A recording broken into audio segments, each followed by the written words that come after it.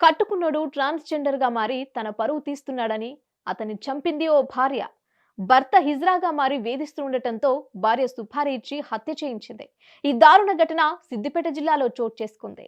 ఇక వివరాల్లోకి వెళ్తే బోయినపల్లికి చెందిన వేదశ్రీ అనే మహిళకు నర్సాపుర వీధికి చెందిన దరిపల్లి వెంకటేష్‌తో 2014లో వివాహమైంది.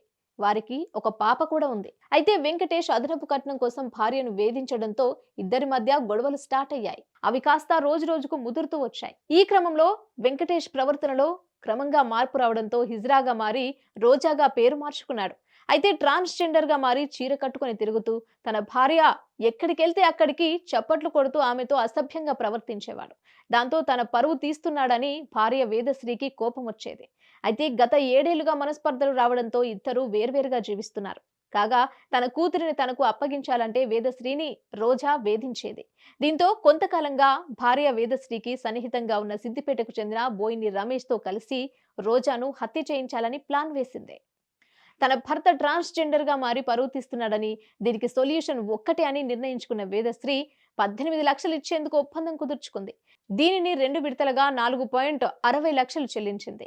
గతేడాది డిసెంబర్ 11న నసర్పురాలోని తన ఇంట్లో రోజా ఒంటరిగా హత్యకు గురైంది. సిద్దిపేట జిల్లా నంగునూరు మండలం నాగరాజుపల్లికి చెందిన రమేష్ స్నేహితుడు ఇప్పాల శేఖర్ రోజాతో కలిసి మద్యం సేవించాడు. ఆ తర్వాత మరో ఇద్దరు వ్యక్తుల సాయంతో దిండుతో ఊపిరాడకుండా చేసి హత్య చేశారు. అప్పట్లో అనుమానాస్పద మృతిగా పోలీసులు కేసు నమోదు చేశారు. అయితే పోస్ట్ మార్టంలో హత్యగా నిర్ధారణ కావడంతో పోలీసులు రంగప్రవేశం చేశారు.